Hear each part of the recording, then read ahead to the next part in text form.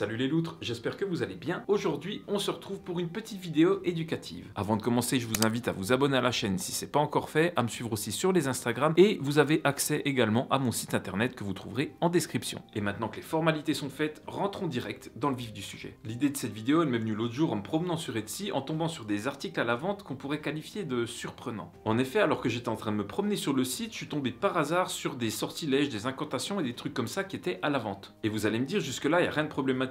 Et vous avez raison. Sauf que certains de ces sortilèges avaient pour but de nuire à autrui. Alors en découvrant ça, je me suis mis à chercher ce que je pouvais réellement trouver sur Etsy comme incantation ou comme sortilège qui seraient des plus tripés. Et je suis vraiment tombé sur des trucs chelous. Alors peut-être que certains d'entre vous pratiquent la magie et vous êtes habitués à ce genre de choses, mais je voudrais quand même vous mettre en garde sur certaines choses que peut-être vous n'avez pas pris en compte. Je vous rappelle que peu importe ce que vous avez envie de faire dans votre vie, vous ne pouvez pas interagir dans le chemin de vie des autres. Par exemple, vous ne pourriez pas forcer quelqu'un à vous aimer. Donc j'imagine que vous voyez où je veux en venir, on va parler de tous ces sortilèges qui sont faits pour interagir avec autrui. Que ce soit pour une vengeance, que ce soit pour que quelqu'un tombe amoureux, que ce soit pour attirer la richesse sur vous, que ce soit pour faire séparer deux personnes, que ce soit pour n'importe quoi d'autre, à partir du moment où le sortilège concerne quelqu'un d'autre et plus vous, il va falloir faire très attention à ce que vous êtes en train de manipuler. Pour vous dire, j'ai même trouvé des sortilèges qui valaient une fortune, alors je me souviens plus exactement du prix, mais ça devait être quelque chose comme 3000 ou 4000 balles pour, par exemple, vendre son âme au diable et récupérer quelque chose d'extrêmement intéressant en échange. Donc que ce soit de la magie noire, de la magie rouge, de la magie blanche ou ce que vous voulez,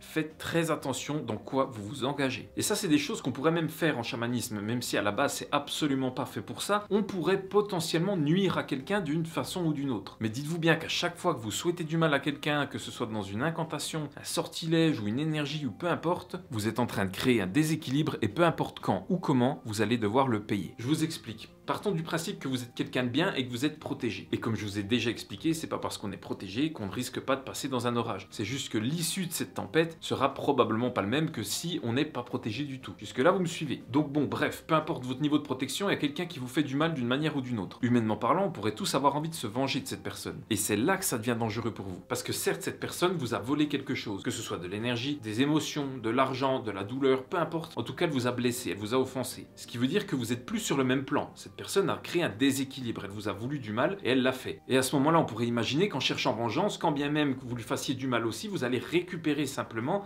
un équilibre en vous mettant à son niveau. Mais en fait, pas du tout. Du point de vue de la personne qui vous a fait du mal, qu'elle le veuille ou non, elle a une dette envers vous désormais. Elle vous a volé et elle aura quelque chose à rendre. Mais si vous faites du mal à cette personne en réclamant vengeance, à ce moment-là, vous allez lui devoir quelque chose aussi. Vous lui aurez volé quelque chose à votre tour. Et donc vous êtes en train de vous engager dans une spirale qui va vous détruire aussi bien l'un que l'autre. Et dans un cas de figure comme ça, il y a mille et une façons de faire. Il y a des personnes qui pourraient vous dire d'attendre le karma, la roue du destin, le temps ou peu importe. Et dans un sens, ils n'ont pas tort. Parce que comme je vous l'ai dit, cette personne, elle a une dette envers vous. Et cette dette, elle va la payer. Peut-être pas envers vous, mais en tout cas, elle va la payer à l'équilibre karmique autour d'elle. Tout ce qu'elle aura pris à droite, elle va devoir le rendre à gauche. Alors certes, pour vous, c'est peut-être pas quelque chose qui va vous aider. Pour autant, ça vous évite de vous impliquer dans quelque chose qui pourrait vous emmener bien plus bas que de ne rien faire. Mais alors, selon le préjudice, est-ce qu'on pourrait quand même pas faire quelque chose pour réclamer simplement justice? Et à cette fameuse question, j'ai pas de réponse toute faite à vous donner. Parce que comme je viens de vous le dire, la justice est censée se faire elle-même, la justice divine, karmique ou peu importe. Mais je pense que dans certains cas, on peut quand même agir d'une certaine manière. Alors il y a la team qui va vous dire qu'il faudrait envoyer de l'amour, de la lumière, pardonner, tout ça, tout ça. Et si vous êtes capable de le faire sincèrement, alors faites-le et je suis persuadé que ça vous aidera. Pour autant, tout le monde n'est pas capable de le faire instantanément après un préjudice. Personnellement, ça me coûterait bien trop d'énergie, ça me drainerait bien trop pour avoir à donner encore quelque chose à cette personne. Donc dans ces cas-là, la seule solution qui vous reste, c'est de réclamer justice. Et on parle d'une justice divine, spirituelle, pas de la justice des hommes, bien évidemment. Donc avant d'aller plus loin, sachez que ça sert à rien de me contacter pour que je fasse ça pour vous.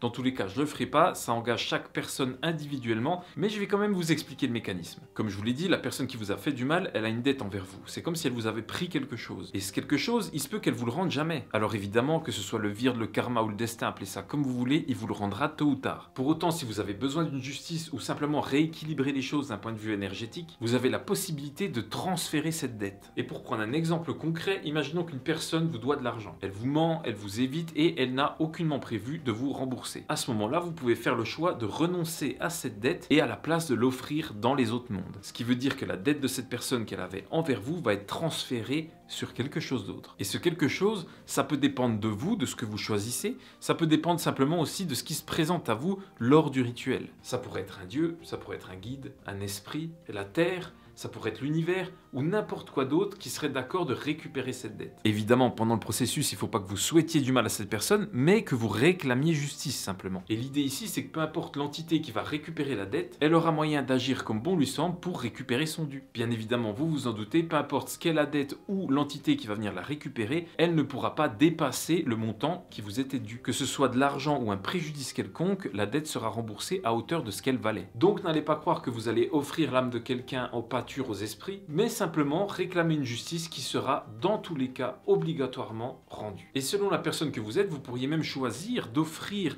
cette dette à quelqu'un qui en aurait le besoin. Ce qui voudrait dire que cette personne, si elle vous devait de l'argent, il se peut qu'il lui arrive quelque chose et qu'elle soit obligée de rembourser quelqu'un d'autre qui lui aurait besoin de cet argent peut-être encore plus que vous. Et en ça, je trouve ce genre de justice assez cool parce que ça permet de rétablir l'équilibre en corrigeant ce qui doit être corrigé et potentiellement en offrant quelque chose à quelqu'un qui en aurait besoin. Mais sorti de ça, à part réclamer justice et non vengeance, les 90% des sorts que vous allez trouver pour vous venger vont vous coûter cher. Parce que comme je vous l'ai dit, la personne qui vous a fait du mal se retrouve dans un plan en dessous de vous, mais si vous lui faites du mal, vous vous retrouvez sur un autre plan en dessous d'elle, et donc vous lui devez une dette aussi. C'est pas des dettes interchangeables, c'est que vous lui avez fait du mal, elle vous a fait du mal, et donc il y a deux dettes sur deux plans séparés, et qui devront dans tous les cas être payées. Et je pense que c'est bien de garder ça en tête, surtout quand on voit toutes les conneries qu'on peut trouver sur internet. Et rappelez-vous que peu importe ce qui s'est passé dans votre vie, quand vous pardonnez quelqu'un, c'est pas pour lui que vous le faites, c'est pour vous, pour colmater cette brèche, cette perte d'énergie, de pensée, d'émotion qui est dirigée envers la personne qui vous a fait du mal. Donc à partir du moment où vous pardonnez, c'est la blessure qui est en vous que vous cicatrisez. Et croyez-moi, la vie est bien trop courte pour se faire chier avec tous ces gulus. Enfin voilà les loutres, c'était juste une petite vidéo pour vous éduquer là-dessus. Faites attention à ce que vous faites, faites attention à ce que vous achetez, faites attention aux rituels et à vos pensées pendant ces rituels, parce qu'à partir du moment où vous souhaitez du mal à quelqu'un, vous êtes déjà en train de lui devoir quelque chose. Et croyez-moi, si c'est pas lui qui vient rechercher ce que vous lui avez pris, les dieux s'en chargeront. Et si vous avez du mal pour pardonner, accepter ou faire le deuil de certains trucs, rappelez-vous que je suis là pour vous aider. Vous pouvez avoir accès à mes services sur Instagram ou sur mon site internet northernoracle.com. On y fait plein de trucs cool, des soins chamaniques, des guidances, des hypnoses spirituelles, des recouvrements d'âme et j'en passe. Sur ce mes petits porcelets, prenez soin de vous, faites attention à vos miches et moi je vous dis à la prochaine. Ciao.